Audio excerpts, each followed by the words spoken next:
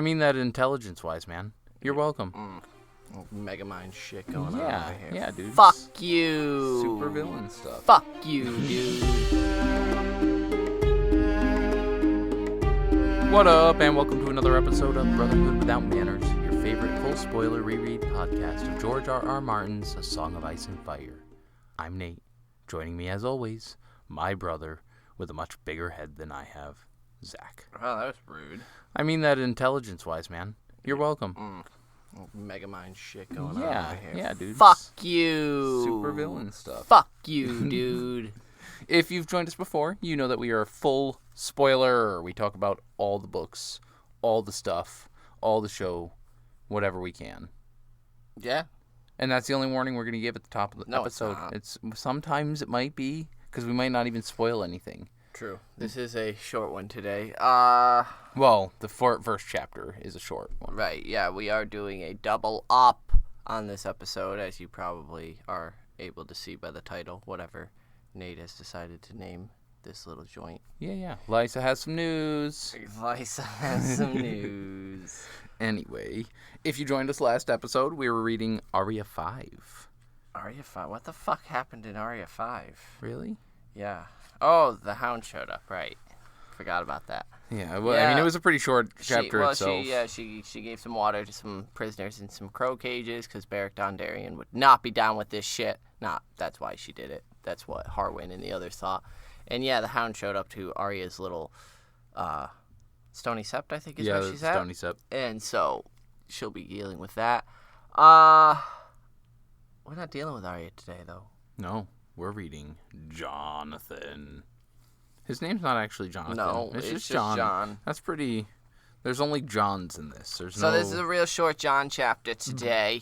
You don't want to talk about Jonathan? I don't want to talk about Jonathan anymore. Okay. Last we had left John was the fuck cave. Him and Ygritte were getting it and got it good. Yeah, I mean, another short chapter where we got, sex in a cave, but we also got the Grendel and the Children of Grendel story. Grendel. Yeah. I was just being silly.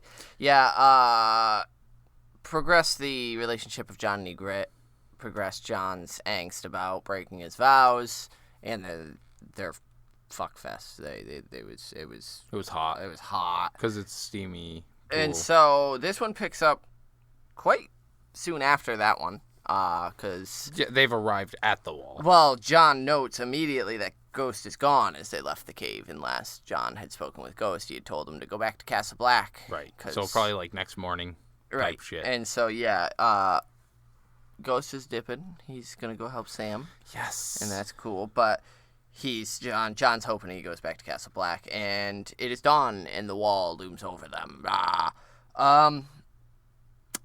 This chapter specifically makes the wall its own character. Yeah. It's pretty intense. It's cool.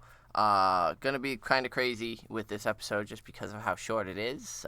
There isn't too much to... I'm saying a lot. I apologize for that. I was just trying to catch up to you real fast. Oh. Sorry. Wow, he's flipping my notebook. Smacked his notes right out of his hand because he's being rude. Anyway. Yeah, this is a shorter chapter, but it's to set up the wall and how intimidating, how it's viewed as a challenge to some, how it's viewed as the end of the world to others. Melisandre, damn it, there it is again. Melisandre will, at one point, call it the hinge of the world, and so it's neat to... Which we've also heard Tyrion himself saying that it feels like he's looking over the edge of the world, right. Beyond, because to a lot of the Southerners, that is the end of the world. You get the wall, and there's nothing north of that. So the Magnar of Thenns sends men east and west to begin looking for rangers in the woods or riders along the wall. And Jarl had found a real good spot to begin to ascend as the wall kind of cuts and dips with the ridges and hills and valleys of the natural land. Here, a good third of the 800-foot height of the wall is earth and stone. A difficult scramble up a slope, to be sure, but still better than climbing sheer, flat ice. Right. And so... Jarl is on his shit with this climb. This climb is just another fucking day for him. Yeah, well, they're promised a reward for whoever... Mance promised a reward for whoever gets to the top of the wall first. Well, right, but he's just fucking good at it. And yeah, he's cruising up that thing, even besides the fact that he got that kind of head start with the trees and up the side. But yeah, it's just wild that this is a terrifying thing to... Climbing up 800 feet ain't no fucking thing. No. And so the fact that Jarl's just like, yeah, all right, cool, we get a sword out of it this time, I guess I can actually put on some speed. And I think the name in the song.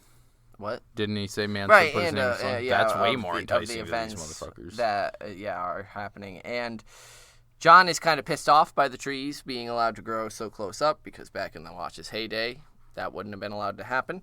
But they're no longer... have enough men to go out and chop the trees, and he realized that the Magnar and the Thenns have never seen the wall, and it frightens them, and this is because they're up near the Bay of Seals, way far up in the north, and so, yeah, they don't make it down this far south, and the wall is this terrifying, holy shit, what is this thing? Look at it. Yeah. It's immense. It separates, it cuts off the world, and... I mean, it's practically unfathomable until you actually stand beneath it. They've heard these tales about this wall that stretches as far as the eye can see, and the as high murderous up. crows upon it. Yeah, and so to be standing into the shadows, even if you are this hardened fucking cannibal, this is stuff of your nightmares here. You're about to make that trek across this wall, climbing up it, and actually the Jarl there kind of reaches a standstill point. He can't go any further up. He has to start. Well, before they're climbing, because Jon notes that it's the wall is said to be the end of the world, and he supposes that's the same for wildlings as well. It all depends on where you stand. Which, Jon, you just roll credits. That's the message here of fucking A Song of Ice and Fire. Is everyone thinks they're doing what they're doing is right for why they're doing it, and it's all about perspective and where you stand. And he thinks, where do I stand? And he thinks of Ygritte, of relieving her, of bringing her, of there's no place for her at Castle Black. Maybe we should just go and join Grendel's children, although they'll probably just eat us rather than let us join.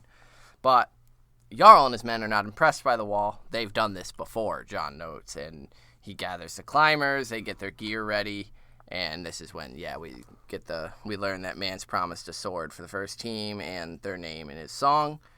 And Jarl commands up, and others take the hindmost. And Jon, in this really bitter moment, thinks others take them all. Yeah. Which I really think is just this dark, the others are chasing. Right. They're aware that they're real. Right.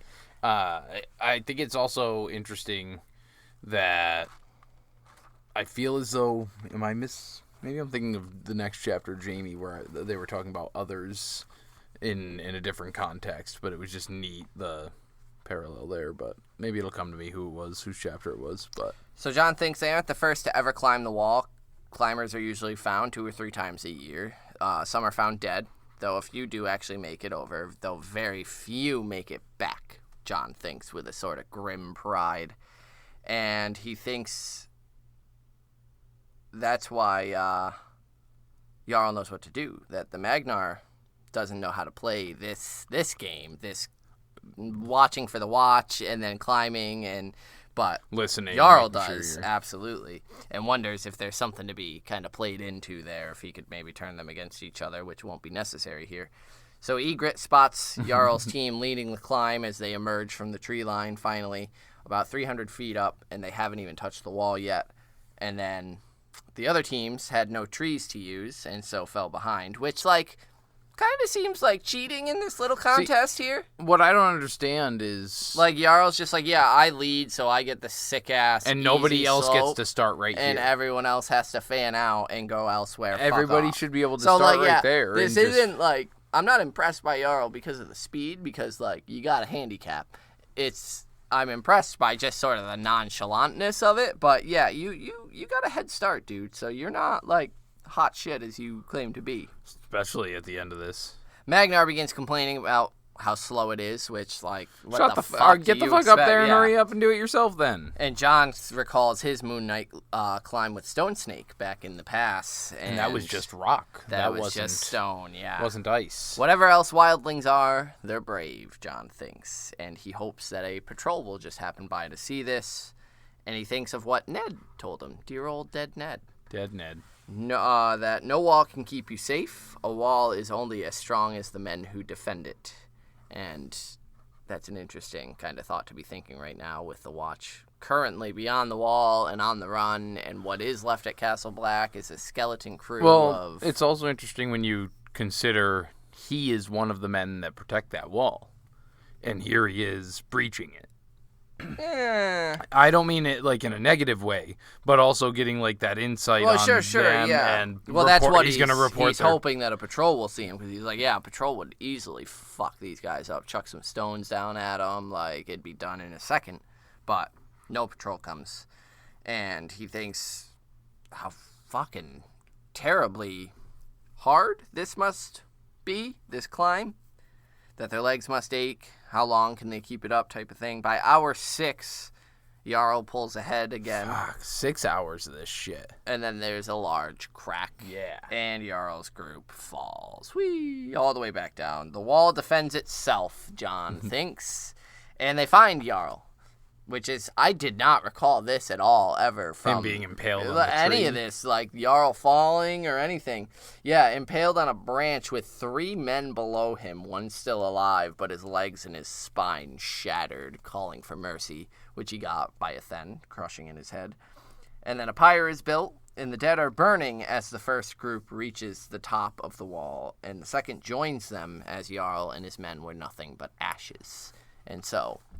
2 groups have made it up now. The sun is very low by then. And they chuck down some ladders. Geniusly, right. Rope they ladders. chuck down some rope ladders, stake them to the top, and then they begin to load those down below, tie them off, and begin to climb up. 5 ladders altogether. And Ygritte watches the climbers and says that she hates this wall. Can you feel how cold it is? And I don't think that that's meant as... Do you feel the actual cold coming? Like, how this cold wall ice is fucking death, man. Like, it just doesn't feel anything. Right, it just killed Jarl and these men. It will kill indiscriminately. Right, and it doesn't give a shit. And Jon it's made of ice. Like, thanks. You're a dipshit. So she Jon does the Snow. nothing Jon Snow. She says this wall is made of blood.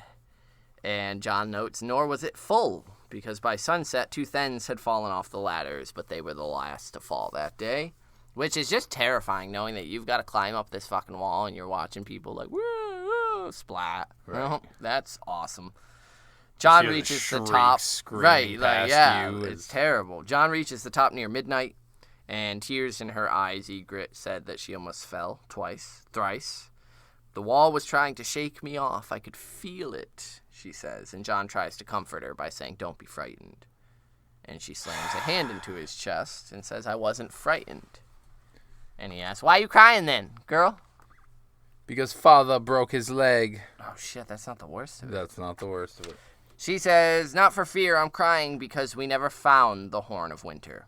We opened 100 graves and let all those shades loose in the world and never found the horn to bring this cold thing down. Oh, look, the last sentence of the chapter is the most meaty. Right. So, we're going to obviously dive into this real quick. They never found the horn. Right. There was a horn in the tent, right? Right. So is this Ygritte's not in the inner circle, so Mance would have told her, wouldn't have told her, wouldn't have announced it? That's not the horn. True. Very true. Or Mance doesn't know what the horn is yet, type of thing. Yeah, I just don't think Ygritte would be in the inner circle to know anyway. I don't think you're wrong. I think that she became more prominent with that group, with the Tormund and Rattleshirt and Mance. With Jon Snow, because yeah. Jon. Yeah. Specifically. We opened 100 graves and let all those shades loose in the world. Shades have been referred to before in Winterfell type descriptions. Ned Stark with the shades being set loose from their graves in the crypts, talking about the iron swords. Right. others related? Is this they're just like now the corpses are able to be accessed, or it really could mean so many fucking things. It could be Shades, that's what caused the others' prominence again, is his searching for that, and that released the first one that was trapped. It could be something that was dormant, and, the others were a dormant thing, but because Mance dug it up. Off? Right. That could be the thing. It could be that, as you mentioned, it just helped grow the army, and they uncovered all those, or being Wildling, I could see it just being pure superstition. We released these shades we defiled graves, exactly. And now, we did an awful thing, and we didn't even find the thing that drove us to defile the graves. Yeah. And that's the end of John 4. Very short, succinct chapter. They climb up the wall, people die, and then Ygritte mentions that the wall is fucking awful, and they never found the horn, and she wishes more than almost anything, like she's getting emotional about it, that the wall is here, that it exists, that it's this thing that blockades safety for these people, and that's what Jon's missing here, I think, is the big fucking thing. I mean, he also hasn't, he has dealt with others, that's what's like kill, but he hasn't been at the Fist, I guess. Right, he dealt with Othor. And so he hasn't seen, like, the army of it, the scary, winter is here type arrival, but yeah, it's I can't believe it's taking Jon this long to kind of get that they just want to hide behind the wall. Like, they're being chased by the fucking White Walkers, and they're becoming part of his army. And I know he gets that later on, obviously. That's the whole discussion in Dance. But it's taken him a while to get it. With Ygritte's response to these things, his visceral responses of, Jon standing here in awe and seeing the awe in the other wildlings, and Ygritte, it's just vitriol. This thing is fucking awful, and now we know why. Because they're doing horrid shit to try to bring it down to them. Whether or not it's superstition or not, they're defiling some fucking graves to get this horn to bring this thing down. And we know, so the other place that shades were fairly well mentioned was with Mirri Maz Duur, and shades and shadows dancing on the walls and such. And so could it be some more dark magic released? Which in that case would make me think that it wasn't them at all. It was the dragons rebirthing that's releasing the shades back into the world. And, shades could be a literal thing that's existing in the world and, an evil entity. It could be just whispers and rumors. But, yeah, it's interesting to see. Yeah. Seeing it unfold. So we have inductees, of course. We got some inductees written in, but we're going to hold off on the inductees for Jon 4 until we convene our small council at the end of Jaime 4, which we're going to be jumping into now to immediately give this episode some meat and some length, because Jon was pretty quick. So we're going to just take a real quick hiatus. This is your intermission. Get a beverage, go to the bathroom. If you're driving, focus on the road, and we'll be right back to discuss Jaime 4.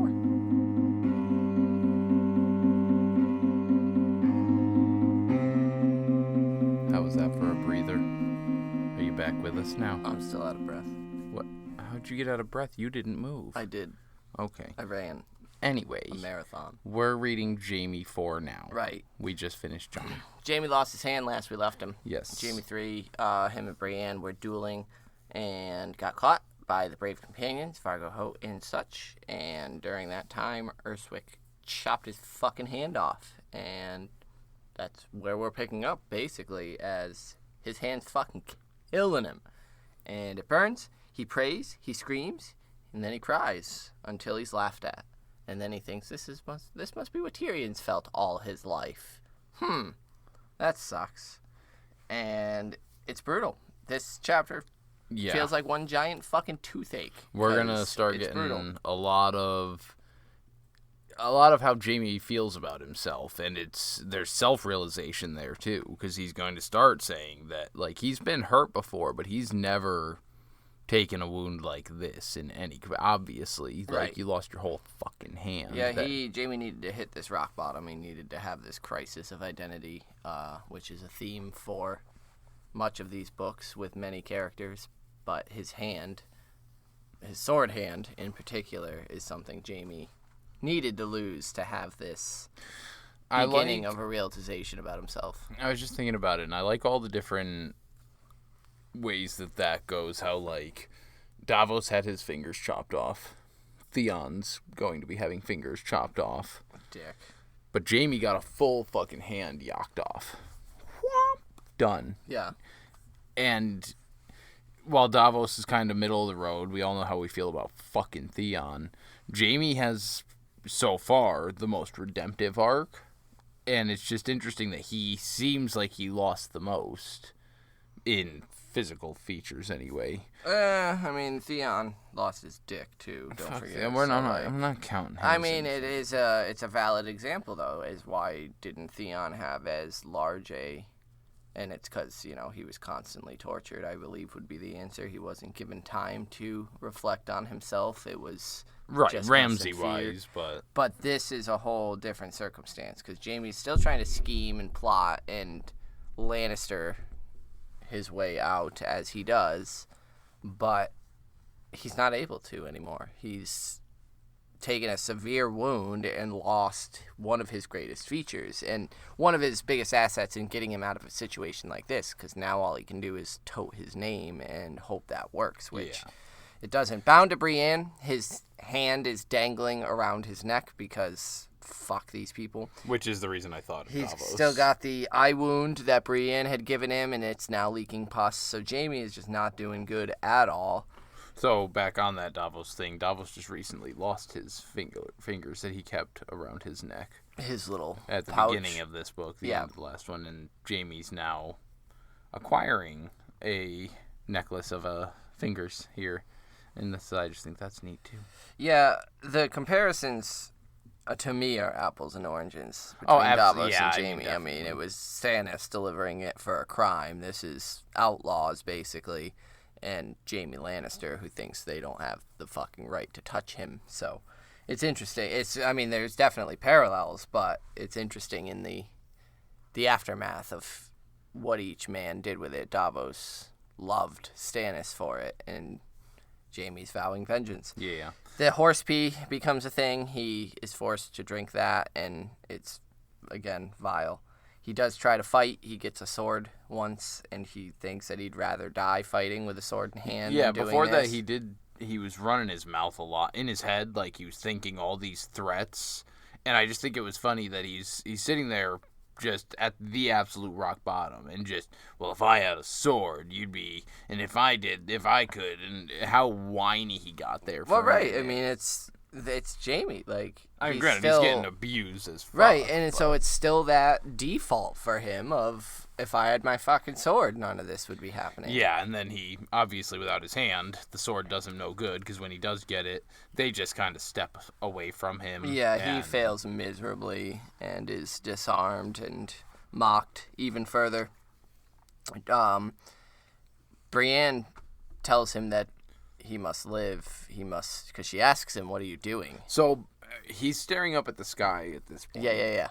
And he wonders how is it possible that such a beautiful night could be occurring right now? Why would they want to look at this? Watching this. And when you think about that, if that's a thing, what else would it be looking at tonight that's not him, that is beautiful? What's occurring simultaneously? Because it made me wonder, well, if maybe it's not looking at him and what's going on. Maybe there's something else in this fucking land that's worth looking at. And so I was trying to match up timelines. Perhaps Jon and Ygritte at the top of the wall, their embrace. Yeah. That's about. They scaled the wall about midnight. They made it to the top, and so he's staring up at the stars. Could be that, sure. But to me, it's more. You have this self-reflection now, like. What about the gods looking down on a man shoving a boy from a tower? Or stabbing his king in the back? Or any of the other vile acts that Jaime Lannister has done? It's just interesting that when he's the victim, now it's, why would the gods want to look upon this sight? You lost a fucking hand. In the grand scheme of this world, you got off lucky. That's not the worst of it, though. Brienne lost his hand. Is facing crippling, maiming, and rape all in one 40-minute period. Some of which she will still end up facing. Right, and so, the fact, like, this is just more of the, like, fuck you of him that's still there to me, is just that, like, how dare you think that, like, oh, why would such a beautiful night be wasted on me? It fucking isn't, motherfucker. The universe is indignant to your suffering, Jaime. No one gives a shit right now because you deserve it. You deserve this. You deserve to go through this to realize treating people like shit is really fucking shitty for them. And so, yeah, no, that line especially, because, like, that's kind of why I breezed over it, because it wasn't this deep ruminating on Jaime Lannister's fucking part. It was this why me bullshit of, you fucking earned your way into this. If you hadn't fought with Brienne and done all A, B, and C, you would be with 2 hands in King's Landing in a couple days. So Brienne asks him, what are you doing? And he says, dying. And she says, no, you must live. Are you so craven that you would die? And you he's fucking like, coward. oh, because he's been called many things, but never craven. But then he realizes how craven he's acting, and it lights a little fire under his ass. Yeah, she tells him, live, fight, take revenge. And he thinks to himself, am I just a sword hand? Is that it? Is there nothing else to me? And he thinks, I've got Cersei waiting for me. Tyrion is probably relying on me and hoping for me. He lives out of spite. I've got enemies, too. Robb Stark, Edmure, who locked him in chains. These brave companions. Live, he tells himself. And so he vows to get a golden hand made with which he will rip out Vargo Hoat's throat. As much as I want to say that that's the dumbest fucking thing ever to get a goddamn golden hand, it's suiting for right, Lannister spite. And in a moment like this, spite is as good a reason to live as any. And so I think Brienne is intelligent here of, she's seen the little glimmers here and there, and at this point, she feels that... I feel like it's less about her anything sympathetic at the moment. I think it's, without this, if he dies, I don't get Sansa and Arya. I think at this point, with his hand and his stump, she pities him. I think she thinks it's gone too far. If they had just taken them prisoner and done the thing, sure. Like, Jaime deserves it, but I think at this point, him losing with his their hand... cutting his hand off. I think absolutely she thinks that's too far, but I think it's purely out of, if you die, then I fail Lady Catelyn and can't get the girls back. Fuck you. Don't die. And so she understands, because she has been paying attention, how to, no, you're a coward then, and that's going to be what it takes, but... Yeah, I think it's more out of... I think there's a kindred.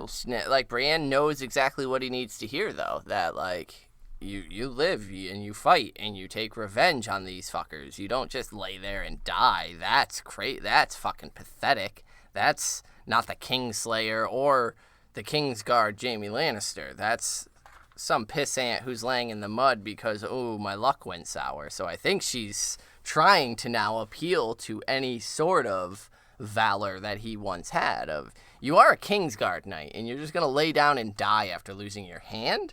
Like, you sign up. Is that how Gerald Hightower would hold himself? You signed up for basically lifelong service and regardless. Maiming and Look at death. fucking Tywin up at the wall. That motherfucker's still up there smithing his life away. Right. Like, get the fuck out of here, Jaime Lannister. So the days blur together. Jaime realizes that Brienne has retreated behind her defenses, her inner walls. She's gone somewhere to get away from the horrid shit around her.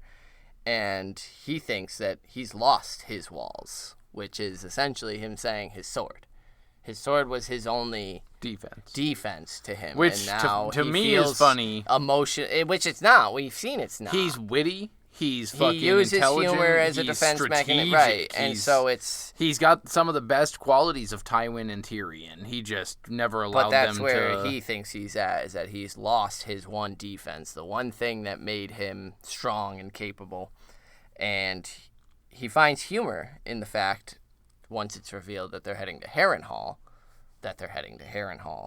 and Brienne asks him why he laughed at the announcement, and he said it was, the Mad King. That was where I was crowned to the Kingsguard, and immediately knighted, and immediately the Mad King sent me away, and so now here I am coming back, and it's just, things come full circle. And so he starts realizing that the time is going to come soon where they're going to try to rape Brienne. Yeah, and it does come. Three. Yeah. 3 of them come at night. Shagwell, Rorge, and Zolo, who... It's Zolo, not Urswick, as I said earlier. That cut Jaime's hand. And they're basically discussing their plans to rape Brienne. Who's going first? They're going at the same time. So Jaime tells her, go away inside. That's what he did when the Mad King killed the Starks, which would be Rickard and Brandon. Which is that's a huge revelation there.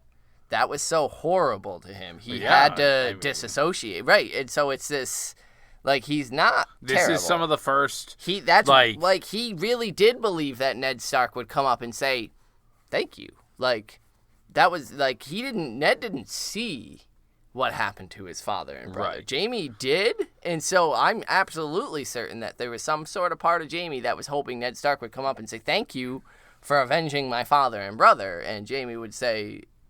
It was fucking horrible, like, absolutely, because no one should die like that.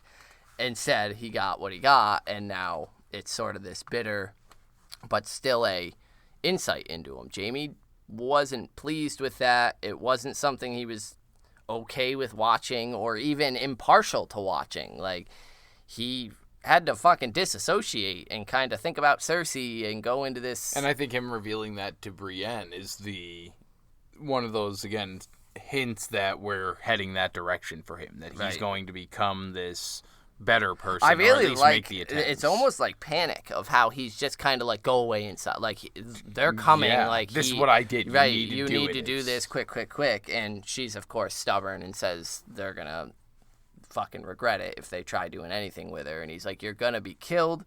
So instead, he shouts out Sapphires very loudly.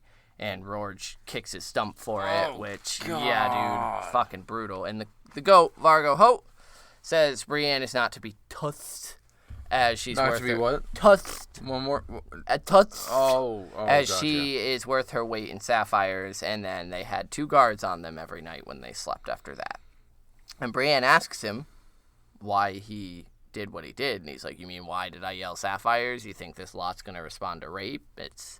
the same thing, like yell fire instead of yelling rape, because in American society, shit's fucked up. People will actually respond to fire being yelled.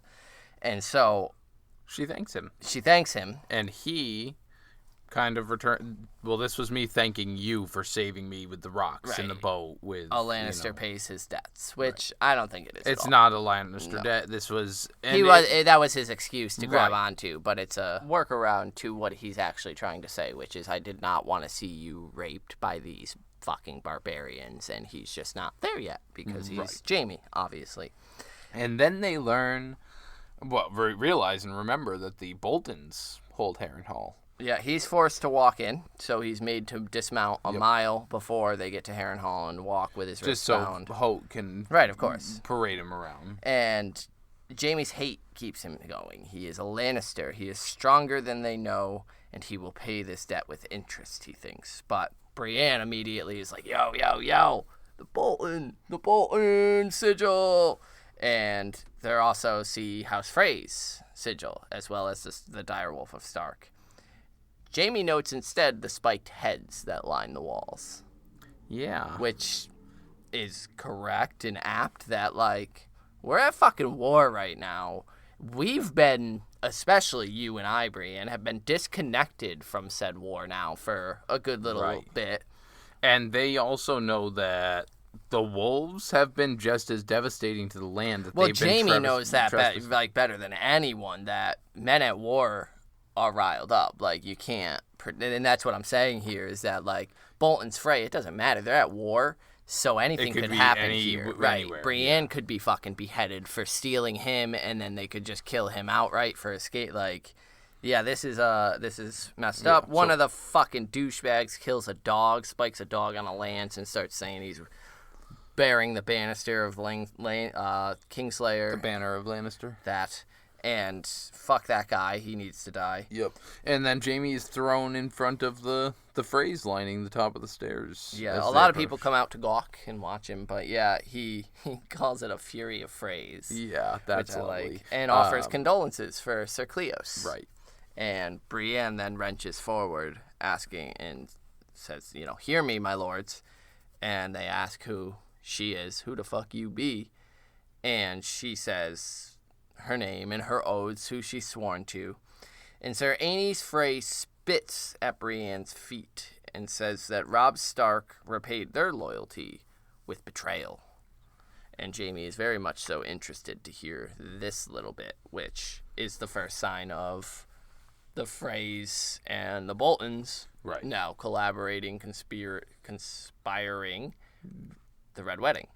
Yes, yeah, there was some serious disdain there that Jaime immediately picked up on, and then even comments to himself. Which I think this scene in hindsight is so fucking great because it's the coming together of the three houses that conduct the Red Wedding. Right. And it's just Jaime's happenstance. Like, if Catelyn didn't do it, if there wasn't this one last little bargaining chip, would it have been different, maybe? Is this the thing that seals the Red Wedding? How far along is the Red Wedding planned at this point? Is Bolton in on it? I believe he is at this point. But, I just feel like Jaime getting delivered here is such a huge boon for the Red Wedding conspirators that, fuck me, man, the universe of Westeros is just messing with shit now because Tywin's heir and son shows up at Bolton's ruled place, the man he's conspiring with against King Robb, and the Freys who fucking hate Robb right now. It's just... And that's, that helps cement Bolton knowing I'm going to be powerful now with Tywin, because not only am I helping plan this whole shindig at the Red Wedding, I'm helping return his son. Right. And that's when he speaks up, actually, is after the spitting occurs. As usual, they comment how, he can just speak so softly and quiet everybody. And he snatches the fucking hand off and just what the fuck? What the fuck?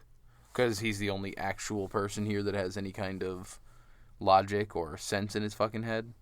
Even if it is scary and flayed and been placed throughout different bodies. Yeah, jumping back quick to where he was introduced when he was so quiet that everyone quieted to hear him. Yeah. Jaime gets bold. And asks when it was that Bolton stopped running, which is interesting. Last I knew you were running with your tail between your legs from my father. And it says, Bolton's silence is far more threatening than Fargo Holt's open malevolence. His eyes hide more than they told. Vampire. And they remind him of Ned Stark. Northern eyes, man. Northern eyes? Fuck yeah. The honor, the fucking... or do you think it, because of a deep secret that's being held? Or, I could tell you that it's probably because he skin changed and part of him took Ned Stark's more superior eyes and placed them in this body. What I was taking, especially this reread, is that Roose Bolton is Ned Stark's foil. He's got the same piercing look. It reminded me also of the Quiet Wolf. He speaks softly. Men need that men quiet to hear him. This is a version of Ned Stark. He upholds Northern values, but in the most brutal, traditional ways of flaying and potentially sacrificing to the weirwood trees and shit like that. The Boltons are guessed right. Fucking dark. Well, that's what's interesting to me here is that we get that line at the seed, the sparking point, the brainstorming sesh for the Red Wedding that's going to be killing Ned Stark's family. And so, yes, I do think it's a direct tie-in to the secret of they're both capable of playing this lordly northerner role, but keeping something hidden, very fucking hidden. And I do think that's the comparison here, is that Roose Bolton is a very scary Ned Stark and is hiding just as much, or capable of hiding just as vital information. Or well, that's it, because if you put Roose Bolton in Ned Stark's place when Robert came north, King's Landing's fucked. That would have been terrifying, yeah. Because if Roose tracked down the same type of stuff that Jon Arryn was looking into, and he had that confrontation with Cersei, about, knowing the truth, and he's yeah. telling Robert. That's not how that would have went down at all with fucking Roose. Right. At all. I mean, I don't think we have the time in this one episode to speculate right? what the fuck But would no, happen yeah, there, it's an interesting comparison. That Jaime Lannister of all people, because the scene that comes to mind is Ned Stark coming up to him on the throne, and that was after the sack of King's Landing. Ned was fired up in a battle, and was coming upon the throne room. The king, the Mad King, the man who killed his father and his brother. There was some fire in Ned Stark's eyes. And so he sees that reflected here in this super calm, collected Roose Bolton. And that's not an innocuous line. That is something placed specifically by George, right? That cool. This is a foil. This is Ned Stark lawful evil? This is anti-Stark? Right. This is lawful evil Ned Stark as opposed to lawful good Ned Stark. Right. And so, yeah, he has the hand removed, and Hoat is like, yeah, we'll send it to his father in bits. And I love Bolton because they start laughing. They're like, yeah, and Karstark's promised a maid to whoever captures the Kingslayer. And Bolton's like, well, Karstark was beheaded by King Robb, and Tywin's going to be in King's Landing until his son Joffrey, or his grandson Joffrey marries Marjorie. And whoa. Right, and Brienne's like, no, Sansa, and he's like, no, Marjorie Tyrell Blackwater changed all. And that's where it was like, okay, this motherfucker likes being the knowledge guy, being the one in the know, because this slow trickle of information is, right, it's... Lord Stannis was crushed from the rear. So Jaime asks about Cersei, of course, and Bolton tells him that she is well, and the imp took an injury on the battlefield, but lives, and Joffrey's well. Your nephew. With a pause that it says implicitly, I know. Yeah, that no. Which is that's the feel in the waters. So that's the testing out. How is Jaime gonna respond to me saying the most basic open known fact at this point? We all know Joffrey is your incest. Here's the thing, though. That news didn't become prevalent until after he left King's Landing. Yeah, there was, I'm sure he'd heard a rumor. The letters and shit that were sent out. But that was right as he was leaving, I'm pretty sure. Sure. And so he's been in captivity. He doesn't know how widespread that knowledge has become. Oh, I'm sure he heard many jeers and shit talk when he was captive.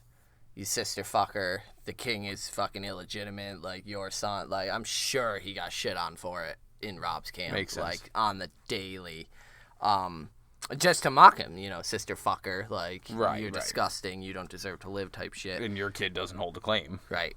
And so, he sends Jaime to Qyburn. He has him sent off to Qyburn, and Brienne is unbound, and she tells him, my lord, these men tried to rape me. And he says he's displeased by this, and by Jaime's hand as well. And so, again, it's this... I think that Martin is trying to deliberately confuse us here of, he's displeased by Brienne being raped, so we're like, oh, Stark, okay, good, that's good, but then displeased by Jaime's hand, and it's well, he's alive, so, technically, the deal still stands. You should be happy to have Jaime. You are on Robb Stark's side. Yeah, regardless you of just caught him.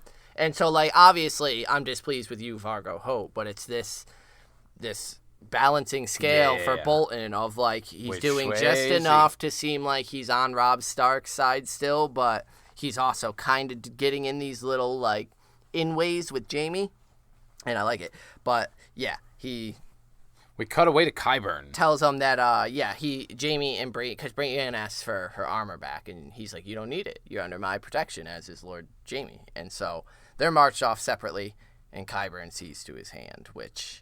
Qyburn. This is some of the good stuff, He needs to take part of the arm, because the corruption has spread. Jaime ain't having fucking any of that, and so, essentially...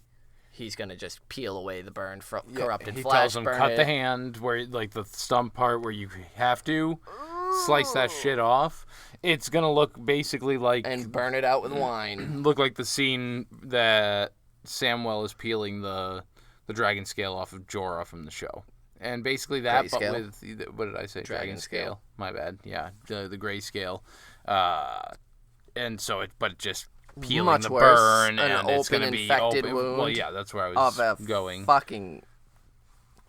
Ugh. Yeah, that's been brutal. Kicked and stomped on, and Yeah, and Jaime also. So he refuses any other part of his arm being cut, and then he also refuses anything for the pain. And Qyburn says, there will be pain. And Jaime says, I'll scream fucking loud, so let's do it. And they do it. They do the thing. Jaime screams while they're doing the thing, and then ends up passing out. And when he wakes up, Qyburn is sewing him. And Jaime asks Qyburn how it is that a maester came to be with the brave companions. And all Qyburn says is the Citadel took my chain, and then very quickly says, I need to see to your eye, because that's infected as well. which is the one that was caused by Brienne. So we don't get as much in the show. We get this whole little they didn't so like far. my practices, right? But because he travels, doesn't he travel with Jaime? Yeah. And so they do some talking. Qyburn will be on. But on in his way the to immediate Kingsland. initial introductions here, we're not. He's much more mysterious with it, and almost seems just a guy who knows his shit. And so he sees to the eye wound, and Jaime asks more about Blackwater. And this is where Qyburn tells him that Stannis was caught between Tywin and the fire. It is said the imp set the river itself aflame, and Jaime thinks he could see that because he's dreamed this dream before, which is just an interesting fucking line for Jaime, where the caches of wildfire, all that stuff with the Mad King is something that he feared in that time, and instead it's his family, indeed his brother, who's utilizing it and setting part of the city aflame in this monumental occurrence that fucking devastated the war and changed the entire tide of the war. Of course, that's not what's being said about Tyrion, but Jaime is getting this sort of that funny feeling of like, oh, I've heard this story before. I know this tale. And he tells Qyburn that he should see to Brienne as well, as she took some injuries. And Qyburn says he will, but who is she to you? And Jaime says, my protector, and then laughs. But again, I actually think that's one of the more honest things he said this entire time. I think he's kind of realizing he fucked up. That if she was treating him all right for as much disdain as she had for him, she wasn't cutting off fucking limbs. And so, he kind of fucked the goose there. And tomorrow, Qyburn says that he'll come back and leech his eye of the bad blood and get all that shit out of there, and says that Lord Bolton is very fond of leeches, and Jaime just says yes. He would be. The Freys? What? Are the Freys leeches? He's fond of leeches, and they are essentially the leech of the land, and he's...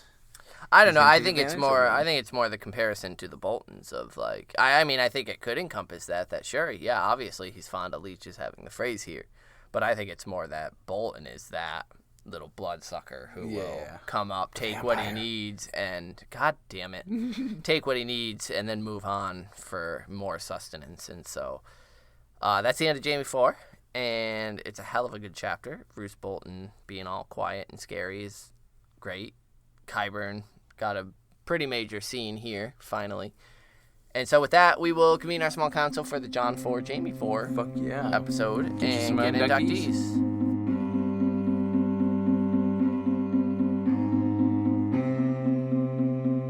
All right, time to convene a small council. Well, yeah. Yeah. We don't have a large council. We're doing inductees. Oh. Yeah. For Jon 4 first, we'll start with... you got an inductee?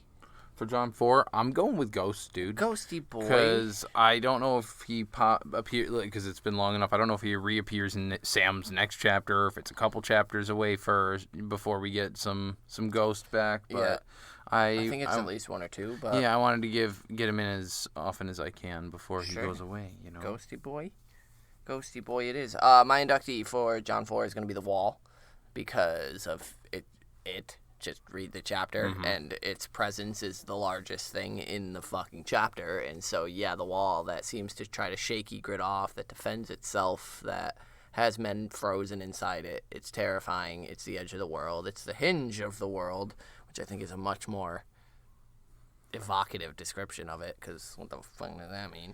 So the Wall, yeah, for Jon 4. Hell yeah. And then we'll just go through ours first real quick. Jaime 4, inductee. You got one? Yeah. Mine's Roose Bolton. Are you kidding me? It has to be Roose. Perfect.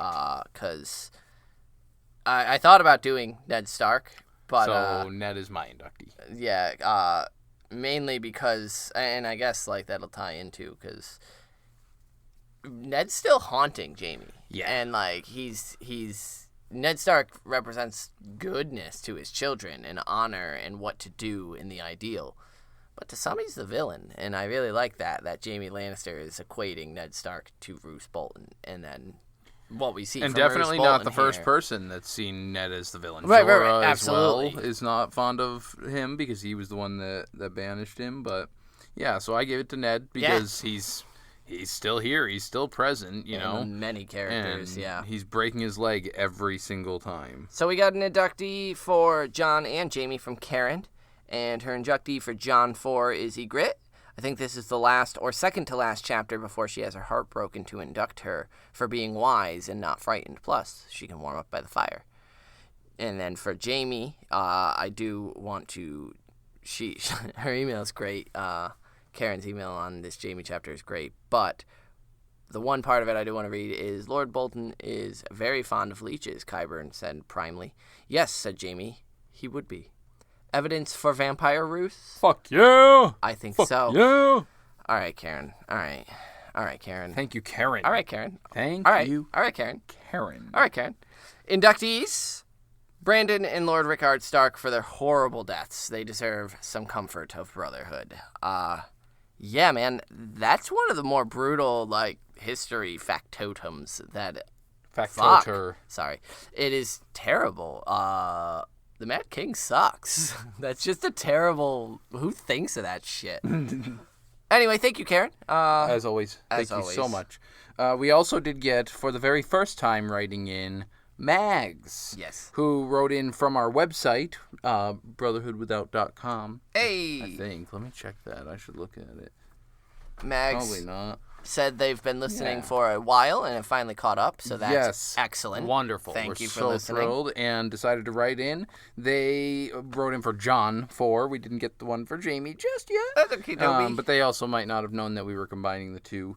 So they said for their inductee, I'd like to pour one out for and induct Jarl and his climbing team. They showed a lot of courage. If they can get up and over a 700-foot wall of ice, then pretty much nowhere would be out of the Brotherhood's reach. Fuck yeah. Fuck yeah. That's what I'm talking about. Littlefinger better watch his step.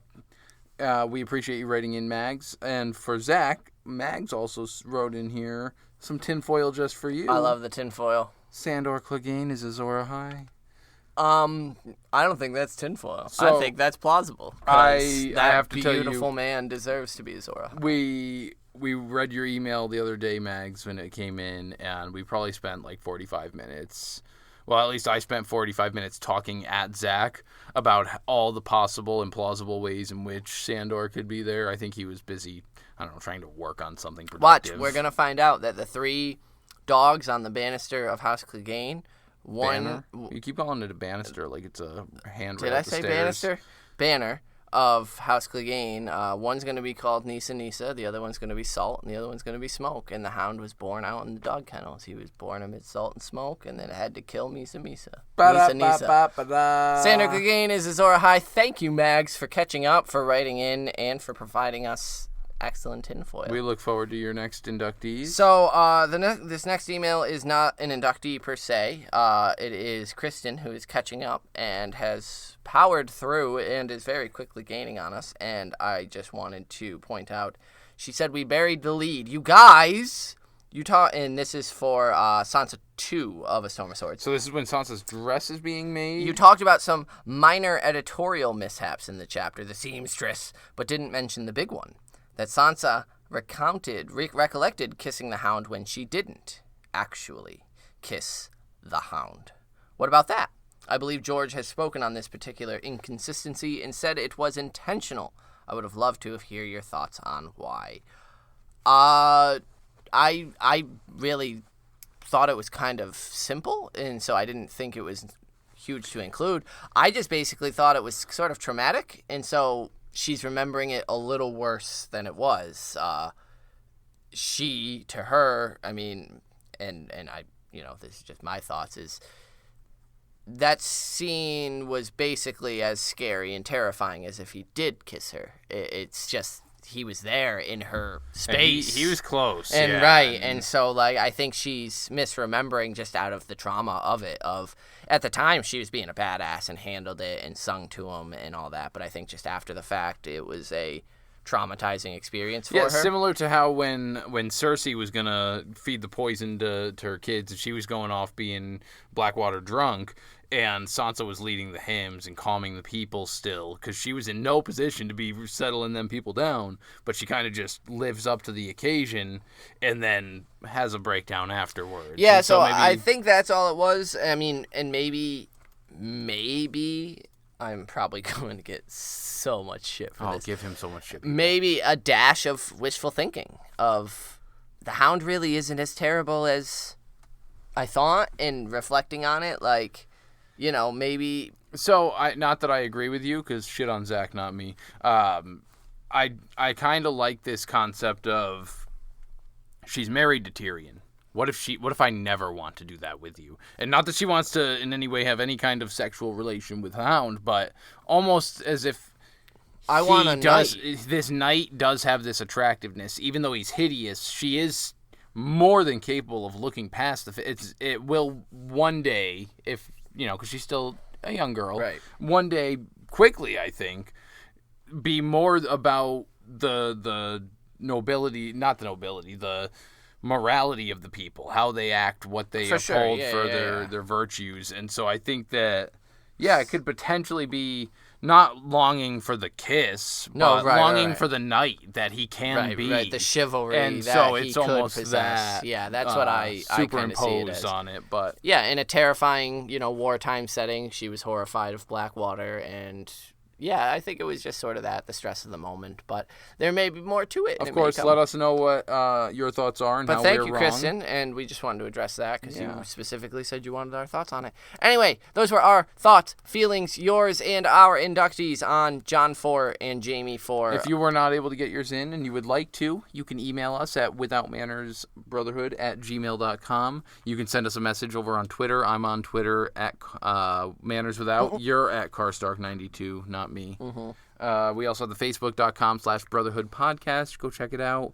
We're on Apple Podcasts, Google Podcasts, Spotify. Spotify's killing it, yo. Thanks for listening on Spotify, yo. I mean, thanks for listening wherever you're listening. True story. Yeah, because there's a bunch of smaller platforms that I've never even heard of that people are checking it out on. It's that's pretty cool too. Yeah. So leave us a review if you do like what you hear. Let us know what you want to hear. We do some occasional side stuff on our Patreon. We're working on catching up with that stuff. We are working on part 2 of the Dunkin' Egg special. Yeah. That's going to be getting recorded fairly soon here, I do believe. It's on the schedule. And then next time, we're going to be reading Tyrion 4, which Tyrion's going to start hearing a little ditty from a certain singer about hands of gold and being cold and such. And then after that, we are back north of the wall with Sam 2 at Craster's Keep with the Night's Watch. Is this the mutiny? Ooh. Is this the mutiny? We'll see. And so you'll have to join us to see. Send us your inductees for those. We'll catch you on the next one. Valada Harris. Peace.